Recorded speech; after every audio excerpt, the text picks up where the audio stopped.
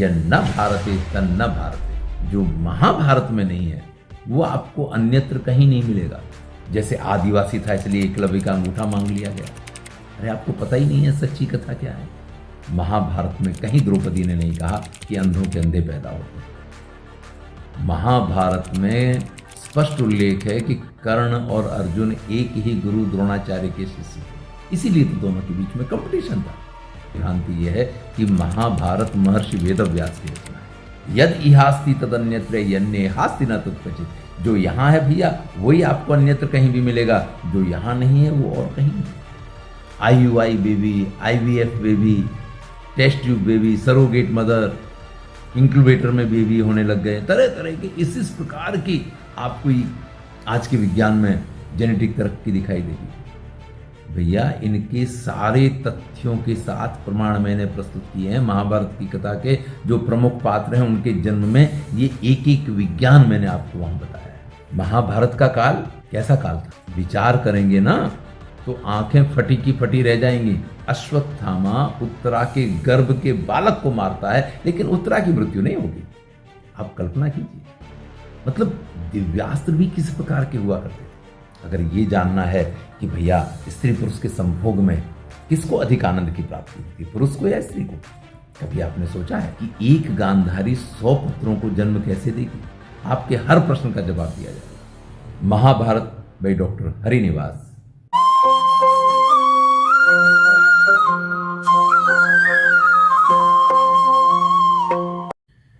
नमस्कार मित्रों, मैं हूं डॉक्टर हरिनिवास। चैनल है संस्कृत साहित्य एवं संस्कृति। फिर से आपके सम्मुख लेकर के आ रहा हूं महाभारत बाय डॉक्टर हरिनिवास। फिर से इसलिए कहा क्योंकि पहले भी कुछ 854 जितने वीडियोस पे मैं डाल चुका हूं यूट्यूब पे, लेकिन वो एक प्रारंभिक काल था जब मैंने यूट्यूब पे वीडियो बनाने प्रारंभ किए थे। आज एक नया युग है, एक नई स्थिति है, तो फिर से उसको प्रस्तुत कर रहे हैं बिल्कुल नए रूप में। पुनः इसको प्रस्तुत करने का कारण एक ही है कि जो हमारा वास्तविक इतिहास है वो लोगों तक पहुंचे। देखिए, हमारे ऊपर आक्रांताओं ने जब आक्रमण किए तो उनके मन में एक ही चीज चल रही थी, इतनी समृद्ध जिसकी संस्कृति है और इतनी सुंदर जिसकी ऐतिहासिक ज्ञान परंपरा है, उस देश को गुलाम बना के नहीं रखा जा सकता है। परिणाम क्या हुआ कि हमारे पूर्वजों की कथाएं कहीं पाठ्यक्रम में हमारे पूर्वज के रूप में हमें पढ़ा दी गई, या कहीं हमें माइथोलॉजी के रूप में पढ़ा दी गई।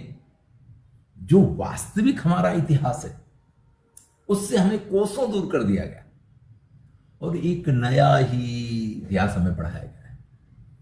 तो चलिए, ऐतिहासिक तथ्यों को जानना है तो हमें महर्षि वाल्मीकि का रामायण है, जिसको आप महाभारत कहते हैं, महर्षि वेदव्यास की रचना जो मानी जाती है, वैसे ये भी एक भ्रांति है, इसकी चर्चा भी हम करेंगे। या जिसको आप पुराणों के रूप में जानते हैं ना, इनमें हमारा इतिहास तथ्यात्मक रूप में और बाकायदा जो खगोलीय साक्ष्य हैं उनके साथ, जिसके दिन, डेट और टाइम को जाना जा सकता है, उसके साथ प्रस्तुत किया गया है। लेकिन विडंबना यह है कि ज्ञान का अभाव है, न तो इतिहासविद इस तरफ काम करते हैं और ना ही हमारे संस्कृत के जानकार इस पर कोई काम करने के लिए तैयार है। चलिए, आप सब लोग जब इस महाभारत की पूरी परंपरा को सुनेंगे तो आपको अवश्य इस चीज पे विश्वास होगा कि हाँ, हमारा वास्तविक इतिहास ये है। देखिए, कहावत है कि बाप पे पूत नस्ल पे घोड़ा, बहुत नहीं तो थोड़म थोड़ा। अरे हम इतने बुद्धिमान, नासा को कोई काम करना है तो भारतीय वैज्ञानिक ही उस काम को करते हैं। आप किसी भी क्षेत्र में चले जाएं ना, मैं पेटेंट करवाने वालों की बात नहीं कर रहा हूं। पेटेंट तो करवा लिया गया कि राइट ब्रदर्स ने विमान की खोज की है, तो पुष्पक विमान जिसमें बैठ करके राम आए थे, रामायण में जिसके सारे प्रमाण मिलते हैं, वो क्या काल्पनिक था? अरे भाई, ऐसी तो बहुत सारी बातें हैं। चलिए, हम इस महाभारत की पूरी सीरीज को जब सुनेंगे तो हमारे मन में महाभारत के लिए जो बहुत प्रकार की भ्रांतियां, कुंठाएं भर दी गई हैं, वो सब दूर होंगी। इसमें सबसे पहली भ्रांति यह है कि महाभारत महर्षि वेदव्यास की रचना है, या हमने टीवी पे सीरियल के रूप में जिसको देखा वो हमने महाभारत देखा है। नहीं भैया, वो जय काव्य था जो महर्षि वेदव्यास ने लिखा था।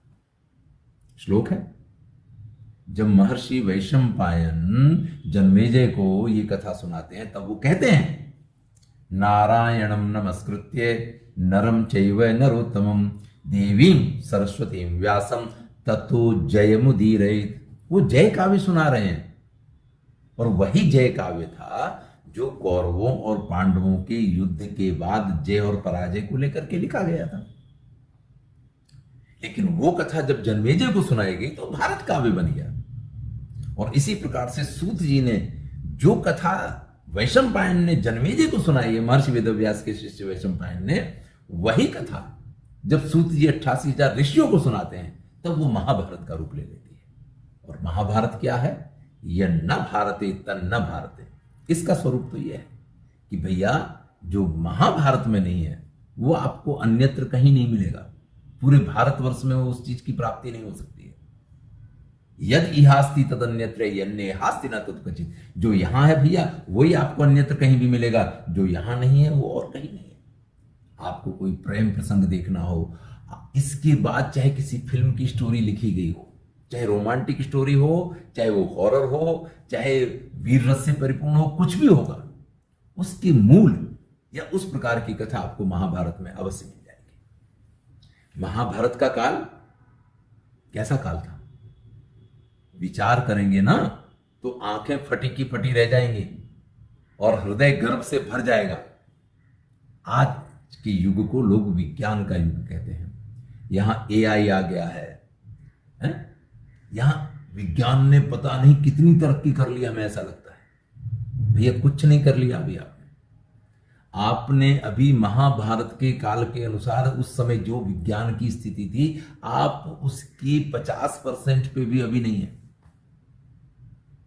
कल्पना कीजिए, आप किसी भी क्षेत्र की बात कर लीजिए, वास्तुशास्त्र की बात करेंगे तो युधिष्ठिर जी का जो महल बना था, जो सभा भवन बना था, वो एक इस प्रकार का प्रमाण है कि आज ऐसे भवन अभी स्वयं धीरूभाई अंबानी के पुत्र या राष्ट्रपति भवन या वहां पे भी ये चीजें उपलब्ध नहीं है। चलिए, वास्तुशास्त्र की बात करने के बाद हम जरा जेनेटिक विज्ञान पे आ जाते हैं। अभी लास्ट 20, 25, 30, 40 साल में जेनेटिक विज्ञान ने बड़ी तरक्की की है। IUI baby, IVF baby, test tube baby, surrogate mother, incubator में बेबी होने लग गए, तरह तरह की इस प्रकार की आपको आज के विज्ञान में जेनेटिक तरक्की दिखाई देगी। भैया इनके सारे तथ्यों के साथ प्रमाण मैंने प्रस्तुत किए हैं। महाभारत की कथा के जो प्रमुख पात्र हैं उनके जन्म में ये एक एक विज्ञान मैंने आपको वहां बताया है। सुनिए आप इस कथा को, आपको पता चलेगा। और ये तो बहुत कुछ बाकी है अभी। विज्ञान की पराकाष्ठा तब होगी जब एक मुर्गी के गर्भ से भी पुरुष बालक का जन्म हो सके, या किसी मछली के गर्भ से भी इनका मानवीय संतान का, ये हम कह सकते हैं। पुरुष संतान कहना योग्य नहीं होगा, मानवीय संतान का। अभी विज्ञान को बहुत तरक्की करनी है। गाइडेड मिसाइल तो बन गई है कि आपने एक टारगेट निश्चित करके उसको दे दिया, वो मिसाइल वहां जाकर के उसी घर को तबाह करेंगे। लेकिन उस घर में अगर 10 लोग बैठे तो 10 मर जाएंगे। उनमें से आप किसी एक को बचाना चाहें तो बचा नहीं सकते। अभी इतनी तरक्की करनी बाकी है। यहां तो स्थिति ऐसी थी कि अश्वत्थामा उत्तरा के गर्भ के बालक को मारता है, लेकिन उत्तरा की मृत्यु नहीं होगी। आप कल्पना कीजिए, मतलब दिव्यास्त्र भी किस प्रकार के हुआ करते थे। अर्जुन स्वर्ग ऐसे ही चले जाते हैं, ऐसे ही चले आते हैं स्वर्ग से। बहुत कुछ अभी बाकी है भैया। विज्ञान को बहुत तरक्की करनी बाकी है, और विज्ञान की पराकाष्ठा ही विनाश का प्रारंभ होता है। महाभारत के काल में जो विज्ञान ने अपनी पराकाष्ठा को प्राप्त किया, तो उसके बाद जो विनाश हुआ हम उसके परिणाम आज तक भोग रहे हैं। चलिए, इस महाभारत में आपको जो एक एक कथाएं प्राप्त होती हैं, उनमें बहुत सारी ऐसी भ्रांतियां हैं आपके मन में। जैसे द्रौपदी ने कहा कि अंधों के अंधे होते हैं, जैसे आदिवासी था इसलिए एकलव्य का अंगूठा मांग लिया गया। अरे आपको पता ही नहीं है सच्ची कथा क्या है। जैसे कर्ण को द्रोणाचार्य ने शिक्षा देने से इसलिए मना कर दिया क्योंकि वो सूत पुत्र थे, द्रोणाचार्य ब्राह्मणवादी थे। भाई थोड़ा सा अध्ययन कीजिए, नहीं अध्ययन कर सकते इस पूरी सीरीज को सुनिए, और उसके बाद भी आपके मन में अगर कोई सवाल रहते हैं तो अवश्य प्रश्न पूछिए, आपके हर प्रश्न का जवाब दिया जाएगा। महाभारत में कहीं द्रौपदी ने नहीं कहा कि अंधों के अंधे पैदा होते हैं। महाभारत में स्पष्ट उल्लेख है कि कर्ण और अर्जुन एक ही गुरु द्रोणाचार्य के शिष्य थे, इसीलिए तो दोनों के बीच में कंपटीशन था। एक दूसरी यूनिवर्सिटी में पढ़ रहा हो बालक, एक दूसरी यूनिवर्सिटी में पढ़ रहा हो बालक, उन दोनों के बीच में काहे का कंपटीशन भैया? स्पर्धा किस बात की होगी उनके बीच में?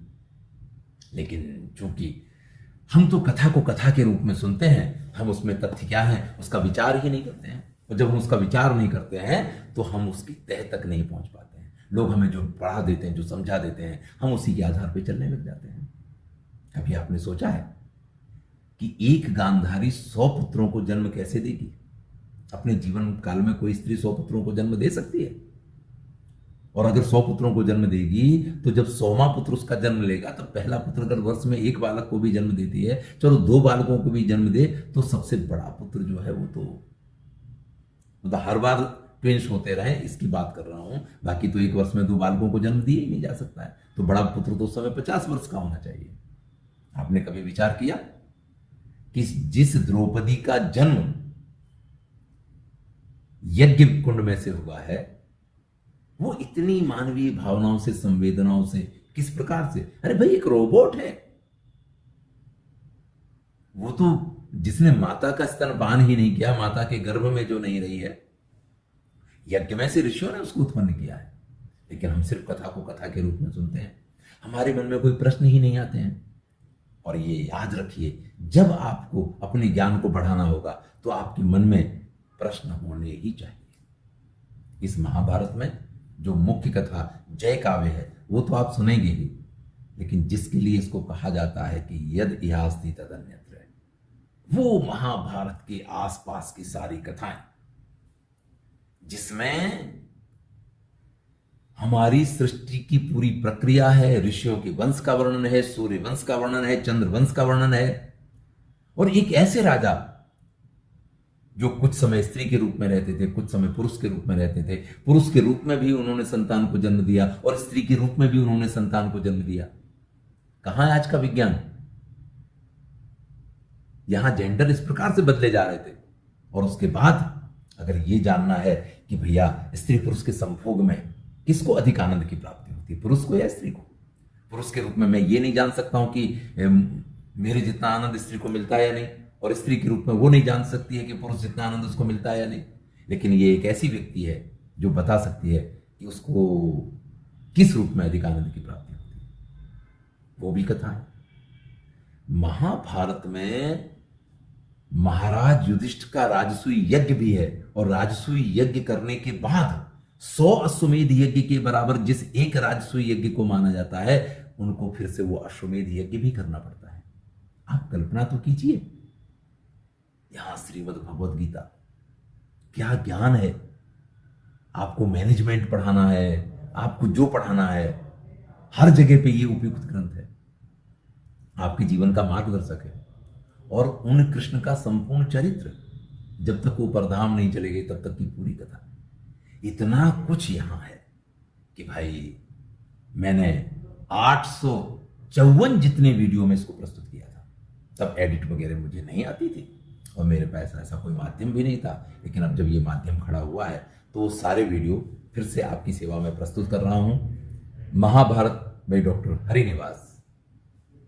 अब एडिट होकर के जब वीडियो आपके सामने आएंगे तो आपको भी सुनने का आनंद आएगा, और अब 800 जितने वीडियो आपको नहीं सुनने पड़ेंगे। धन्यवाद। मैं हूं डॉक्टर हरिनिवास।